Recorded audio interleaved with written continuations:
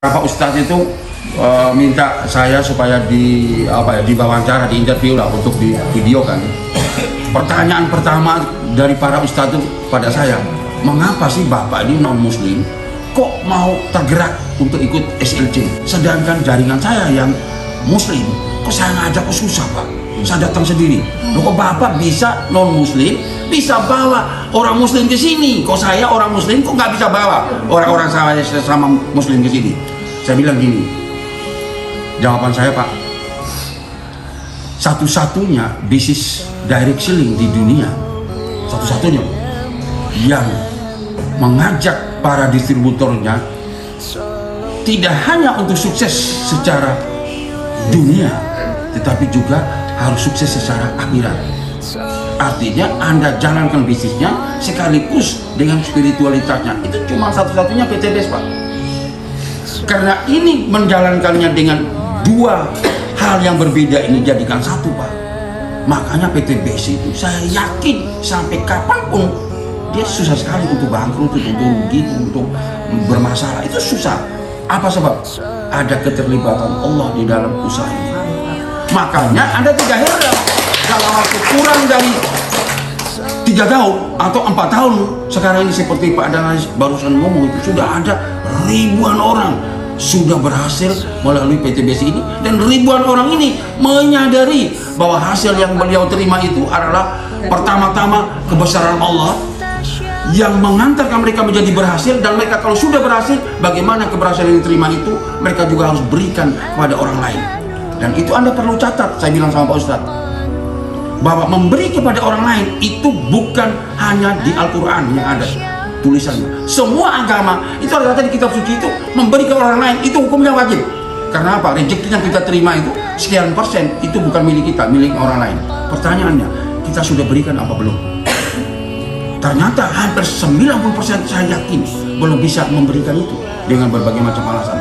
Tapi Anda lihat di PT BES ini, kita diajak melalui SLC supaya kita disadari bahwa apa yang kita terima itu bukan 100% milik kita. Kita harus menjadi saluran berkat bagi banyak orang lain.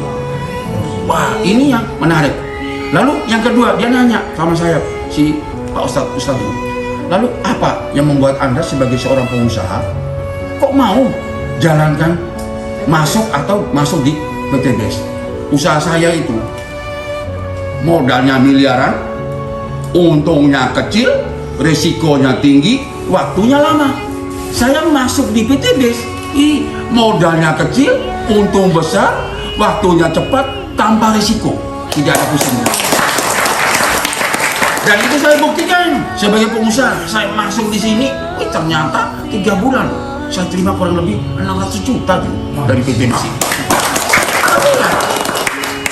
Makanya dengan marketing plan PT BES yang begini mudah, yang ownernya berusaha untuk menolong banyak orang terlepas dari hutang dan riba ini, sebenarnya saya boleh katakan itu, kalau orang tidak berhasil di PT BES itu terlalu bodoh-bodohnya orang itu.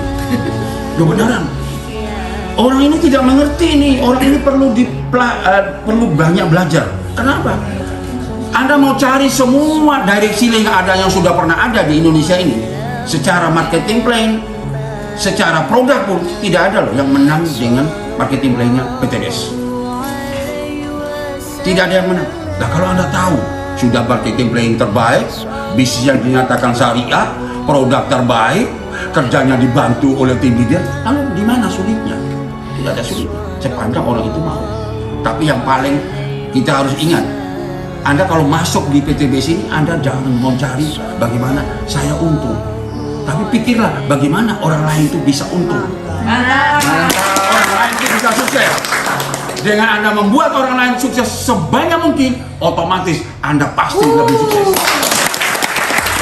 Jadi teori gampangnya, lalu ngapain Anda pusing-pusing pikirin dirimu sukses? Pikirin aja orang lain sukses. Dakwah aja sebanyak-banyaknya.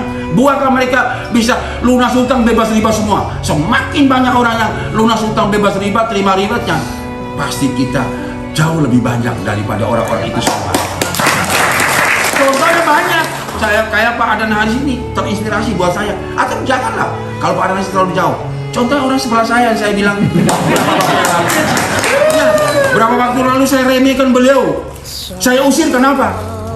Saya pengusaha yang datang, ibu rumah tangga, satunya pensiunnya pegawai negeri, satunya pegawai negeri, bicara sama saya soal bisnis. Ini orang gila apa ini orang ini?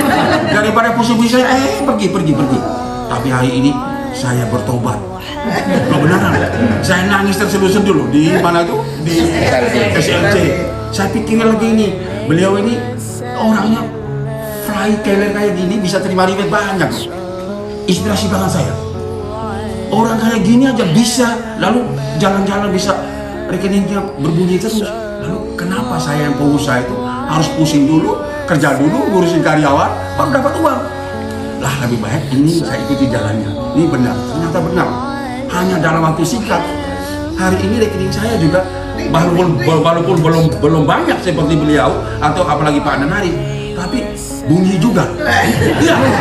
Tadi malam Anda tahu ya, jam 12 malam jaringan di beliau nih, course lain saya, nggak ada untung buat saya.